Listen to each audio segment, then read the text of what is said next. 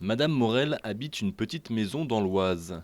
Très consciencieuse, elle trie ses déchets et concernant les emballages plastiques, de nouvelles consignes sont proposées aux habitants.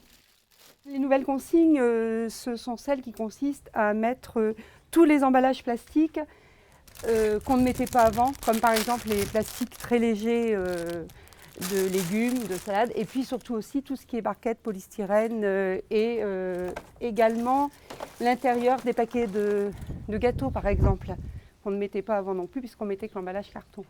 Tous les emballages plastiques, même le pot de yaourt. Alors, pourquoi un tel changement? C'est une expérimentation nationale lancée auprès de 51 collectivités et 3,7 millions d'habitants pour que désormais on ne trie plus simplement les bouteilles et les flacons comme auparavant, mais on trie les bouteilles et les flacons plus les pots et barquettes, les films et tous les autres emballages plastiques. Le but, faire passer le taux de recyclage des emballages plastiques de 22 à 35%, voire 50%. Mais le syndicat en charge des déchets va devoir investir pour améliorer ses process de tri pour séparer les différents plastiques. Et aussi augmenter le nombre de collectes et engendrer des surcoûts.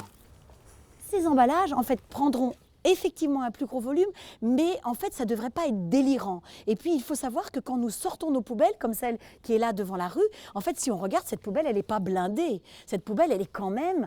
Elle est pleine, mais elle n'est pas saturée. Donc, nous sommes aussi, et c'est le but de l'expérimentation, c'est de comptabiliser, mais nous sommes aussi, je ne dirais pas optimistes, ce n'est pas le terme, mais nous pensons qu'il y aura une augmentation de volume raisonnable et absorbable pour qu'effectivement, nous ne perdons pas en collecte ce que nous gagnons en matière première.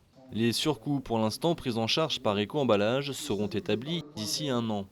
Les débouchés pour les nouveaux plastiques restent encore flous, mais l'éco-organisme assure qu'ils seront tous recyclés, sinon valorisés en énergie, autrement dit incinérés, mais plus enfouis.